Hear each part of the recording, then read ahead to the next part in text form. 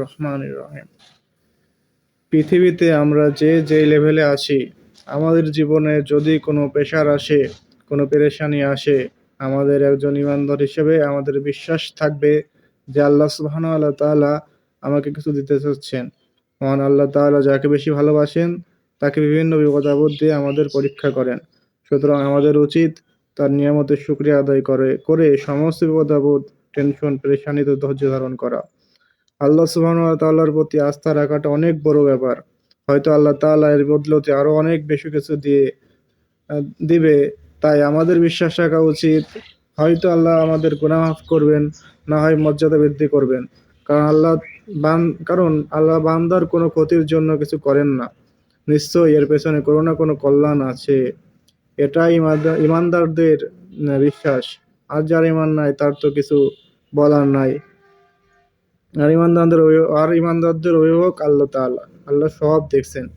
ফাইন্না মাআল ইউসরি ইউসরা, কষ্টের সঙ্গেই আছে স্বস্তি।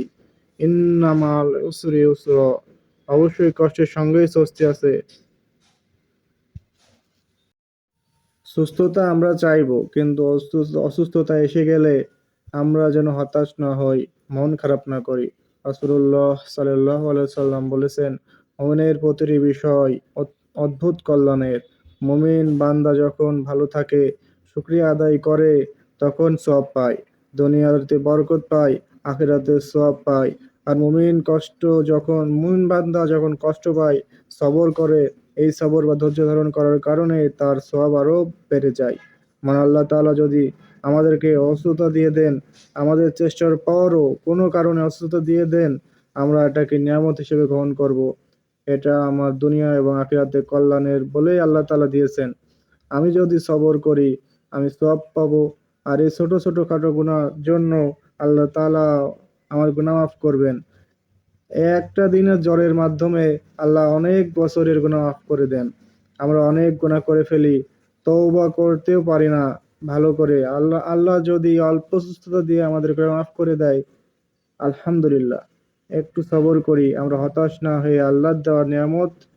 এর হাদিস, রাসূলুল্লাহ সাল্লাল্লাহু আলাইহি সাল্লাম বলেছেন, যদি কেউ নেক আমল করতো, নামাজ পড়তো, জামাতে যেত সুস্থ থাকা অবস্থায়, যে অবস্থায় ইবাদত করতো, অসুস্থ থাকার কারণে সে যদি সেই ইবাদতগুলো করতে না পারে, সেগুলোর পূর্ণ সওয়াব সে পেতে থাকে। সুবহানাল্লাহ। মুমিন ব্যক্তির উচিত অসুস্থতাকে গজব বোঝা মনে না করে আল্লাহর পক্ষ থেকে দেওয়া পরীক্ষা এবং নিয়ামত মনে করে কৃতজ্ঞতা, সবর এবং মুক্তির জন্য দোয়া করা। 2 নম্বর দায়িত্ব হলো রাসূলুল্লাহ সাল্লাল্লাহু আলাইহি ওয়াসাল্লামের নির্দেশ, সুস্থতার জন্য চিকিৎসা করা সুন্নত।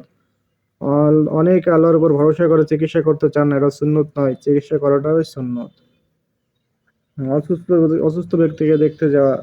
আসআলুল্লাহাল আজিম রব্বাল আরশিল আজিম আইয়াশফিহা, অর্থ মহান আল্লাহ, যিনি মহান আরশের প্রভু, তার দোহাই দিয়ে তার কাছে আমি বলছি, তিনি আপনাকে সুস্থ করে দেন। অসুস্থ ব্যক্তিকে দেখতে যেয়ে তার গায়ে অথবা মাথায় হাত দিয়ে 7 বার এই দোয়া পাঠ করলে, মৃত্যু অবধারিত না হয়ে থাকলে ইনশাআল্লাহ সে সুস্থ হয়ে যাবে। যখন কেউ রোগী দেখতে রাস্তায় বের হয়, তখন সে আল্লাহর রহমতের ভেতর সাঁতার কাটে। যখন সে রোগীর কাছে বসে, তখন সে আল্লাহর রহমতে ডুব মারে। যখন সে সকালে অর্থাৎ দ্বিপ্রহরের আগে যে কোনো সময় অসুস্থ ব্যক্তি দেখতে যায়, তাহলে ফেরেশতারা তার জন্য দোয়া করতে থাকে। আর যদি কেউ দ্বিপ্রহরের পর থেকে সন্ধ্যা পর্যন্ত, রাত পর্যন্ত রোগী দেখতে যায়, তাহলে পরবর্তী দিন সুবহ সাদিক পর্যন্ত 70 ফেরেশতা তার জন্য দোয়া করতে থাকে।